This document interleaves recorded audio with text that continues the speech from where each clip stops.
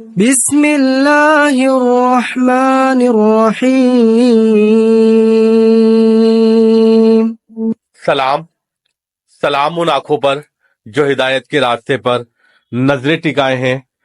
سلام ان کانوں پر جو ذکر خیر کے منتظر ہیں، اور ان قدموں پر جو ہدایت کے راستے پہ گامزن ہیں۔ سبھی تعریفیں اللہ تبارک تعالیٰ کے لیے، اور سلام ہو جانے کائنات محبوب خدا صلی اللہ تعالیٰ علیہ وسلم پر، آل پر اور اصحاب پر۔ السلام علیکم ایوری ون۔ وعلیکم السلام۔ متین بھائی، آج کی جو پوڈ کاسٹ ہے اس میں جو ہم نے موضوع چنا ہے جی وہ بچوں کو مسجد میں لانے کی شرعی حیثیت کیا ہے۔ اچھا،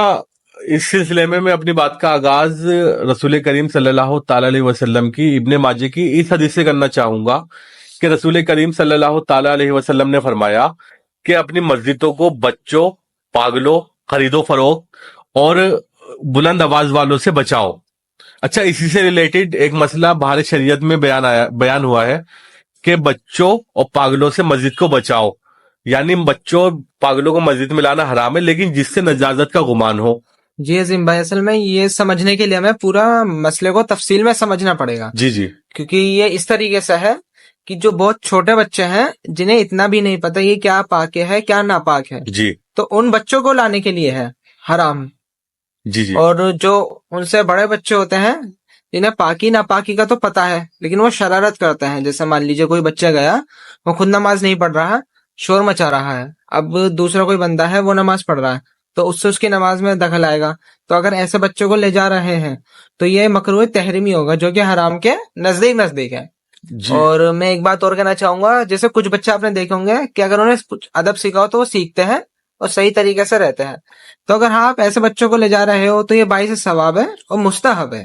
جی جی۔ اچھا، جیسے آپ نے چھوٹے بچوں کا ذکر کیا جو نیت کے اہل نہیں ہیں، جی جنہیں جی ناپاکی پاکی کا تمیز نہیں ہے، تو کچھ بعض اوقات کچھ ماں باپ یا باپ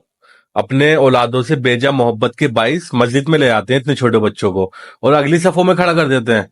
اور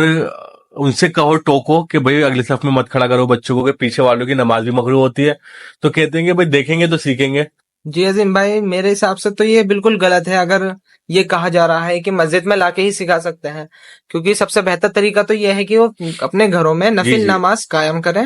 بچوں کو سکھائیں صحیح طریقے سے سجود کیا ہے قیام کیا ہے، کیونکہ اگر مسجد میں گئے وہ اپنے بچوں کو سکھانے کے لیے فرض نماز خراب کریں گے، جی جو جی بچہ نہ خود پڑھے گا نہ انہیں پڑھنے دے گا، تو اس سے بہتر بلکہ اس سے بہتر نہیں، سب سے بہتر طریقہ یہی ہے کہ گھر میں نفل نماز قائم کریں، اس کے ذریعے بچوں کو سکھائیں۔ جی صحیح کہا، پریکٹس گھر پہ بھی کرا سکتے ہیں، ایسا بالکل نہیں کہ بالکل مسجد میں ہی لا کے نماز کی عادت بنائی جائے گی۔ لیکن اس کے ایک مسئلہ اور سامنے آتا ہے، ایک چیز اور دیکھی جاتی ہے کہ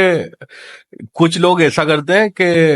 جو نیت کے اہل ہیں، یعنی 6-7 سال کی عمر کے غالباً بچے اہل مانے جاتے ہیں نیت کے شرعی حکم سے، بالکل تو انہیں مسجد میں جب وہ صف میں کھڑے ہوتے ہیں آگے یا دائیں بائیں کہیں بھی، تو انہیں مسجد سے صف سے نکال کر کے پیچھے ڈال دیا جاتا ہے۔ ہاں، ایسا بھی دیکھا گیا ہے کافی مسجدوں میں نے دیکھا ہے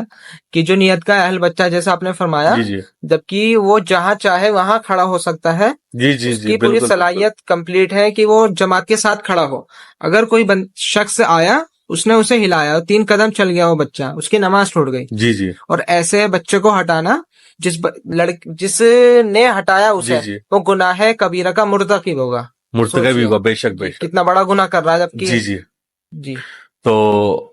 اچھا، ترکی میں مسجد میں لکھا ہوتا ہے کہ جس مسجد سے پیچھے سے، جماعت کے پیچھے سے بچوں کے کھیلنے کی آواز نہ آئے، شورگل کی آواز نہ آئے، تو اس کا مستقبل خطرے میں ہے۔